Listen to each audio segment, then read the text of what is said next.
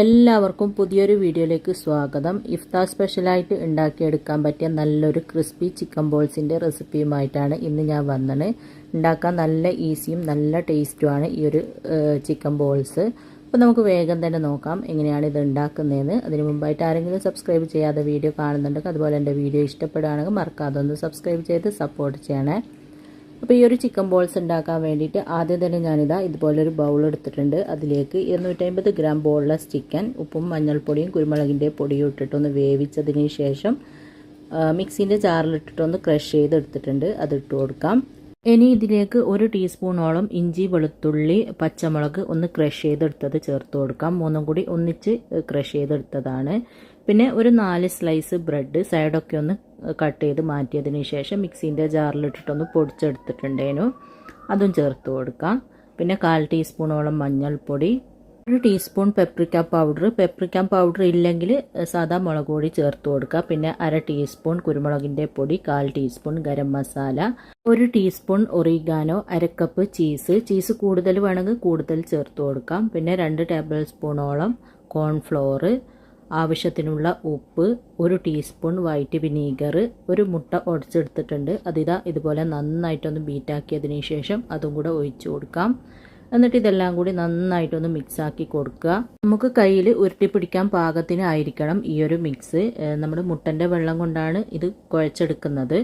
അപ്പോൾ അത് പോരാന്നുണ്ടെങ്കിൽ നമുക്ക് ഇതിലേക്ക് 2 ടേബിൾ സ്പൂണോളോ അല്ലെങ്കിൽ ആവശ്യത്തിന് കുറച്ച് വെള്ളം ഒഴിച്ചിട്ട് നന്നായിട്ട് മിക്സ് ചെയ്ത് കൊടുത്താൽ മതി. ആദ്യം ഇത് നന്നായിട്ട് മിക്സ് ചെയ്തിട്ട് നോക്കുക.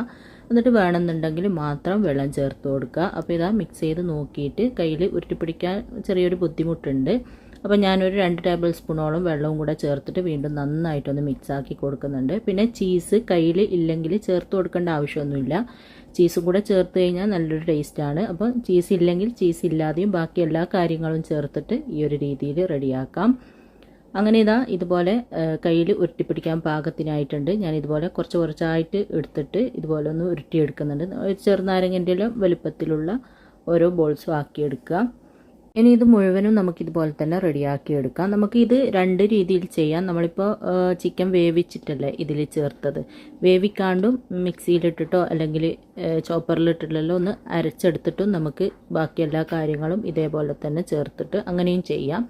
പക്ഷേ എങ്കിൽ കൂടുതൽ ടേസ്റ്റ് ഇതുപോലെ ചെയ്യുമ്പോഴാണ്. അങ്ങനെ ഇതാ എല്ലാം ഞാൻ ഇതുപോലെ ബോൾസാക്കി മാറ്റിയിട്ടുണ്ട്. ഇനി ഞാനിതാ ഒരു ബൗളിലേക്ക് 1 മുട്ട പൊട്ടിച്ചൊഴിച്ചിട്ടുണ്ട്. പിന്നെ കുറച്ച് കോൺഫ്ലോർ എടുത്തിട്ടുണ്ട്. അതുപോലെ തന്നെ കുറച്ച് ബ്രെഡ് ക്രംസും എടുത്തിട്ടുണ്ട്. ആദ്യം തന്നെ നമുക്ക് ഇതിൽ നിന്നും ഓരോ ബോൾസും എടുത്തിട്ട് ഇതാ ആദ്യം കോൺഫ്ലോറിൽ ഇതുപോലെ നന്നായിട്ടൊന്ന് കോട്ട് ചെയ്തെടുക്കുക. അതിനുശേഷം മുട്ട മിക്സിൽ നല്ലതുപോലെ ഒന്ന് മുക്കിയെടുത്തതിന് ശേഷം ബ്രെഡ് ക്രംസിൽ നന്നായിട്ടൊന്ന് കവർ ചെയ്തെടുക്കുക. ഇതാ ഈ ഒരു രീതിയിൽ ചെയ്തെടുക്കുക. അങ്ങനെ എല്ലാം നമുക്കിതുപോലെ ചെയ്തെടുക്കാം. ആദ്യം പൊടിയിൽ മുക്കുക, പിന്നെ മുട്ടയിൽ മുക്കുക, പിന്നെ ബ്രെഡ് ക്രംസിൽ നന്നായിട്ടൊന്ന് കവർ ചെയ്യുക. അങ്ങനെ എല്ലാ ബോൾസും ഇതുപോലെ ചെയ്തെടുത്താൽ മതി.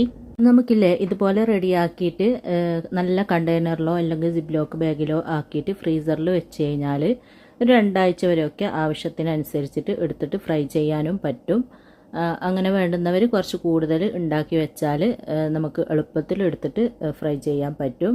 അപ്പോൾ ഇതാ മുഴുവനും ഞാൻ ഇതുപോലെ റെഡിയാക്കി എടുത്തിട്ടുണ്ട്. ഈ ഒരു രീതിയിൽ റെഡിയാക്കി എടുക്കുക. ഇനി ഞാനിതാ ഇതുപോലെ കുറച്ചെണ്ണം കണ്ടെയ്നറിലാക്കിയിട്ട് ഫ്രീസറിൽ വെക്കുന്നുണ്ട്.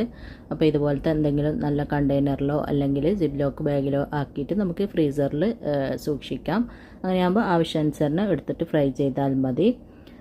ഇനി ബാക്കിയുള്ളത് നമുക്ക് ഫ്രൈ ചെയ്തെടുക്കാം. അതിന് വേണ്ടിയിട്ട് ഒരു ചീനച്ചട്ടിയിൽ കുറച്ച് ഓയിൽ ഒഴിച്ചിട്ട് ഒന്ന് ചൂടാക്കി എടുത്തിട്ടുണ്ട്. അതിലേക്ക് നമ്മൾ റെഡിയാക്കിയ ഓരോ ബോൾസും ഇതുപോലെ ഇട്ട് കൊടുക്കാം. എന്നിട്ട് തീ ഒരു മീഡിയം ഫ്ലെയിമിൽ വെച്ചിട്ട് തിരിച്ചു മറിച്ച് വിട്ടിട്ട് നമുക്കിതൊരു ഗോൾഡൻ ബ്രൗൺ കളറാകുന്നത് വരെ പൊരിച്ചെടുക്കാം.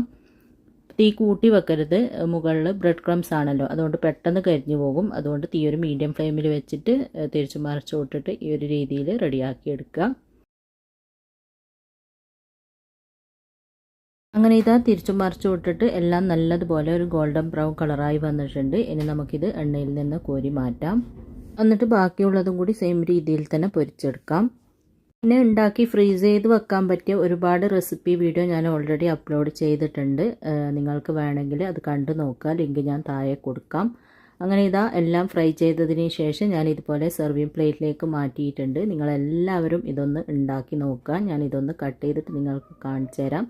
കെച്ചപ്പും കൂട്ടി കഴിക്കാൻ നല്ല ടേസ്റ്റാണ്. ഇഫ്താർ സ്പെഷ്യലായിട്ട് എളുപ്പത്തിൽ ഉണ്ടാക്കാൻ പറ്റിയ നല്ലൊരു റെസിപ്പി കൂടിയാണ്. അപ്പോൾ എല്ലാവരും ഉണ്ടാക്കി നോക്കുക. എന്നിട്ട് ഇഷ്ടമായ അഭിപ്രായം പറയാനും ലൈക്ക് ചെയ്യാനും ഷെയർ ചെയ്യാനൊന്നും മറക്കരുത്. അപ്പോൾ ഇൻഷാ അല്ലാഹ് അടുത്ത പുതിയ വീഡിയോ ആയിട്ട് നമുക്ക് വീണ്ടും കാണാം.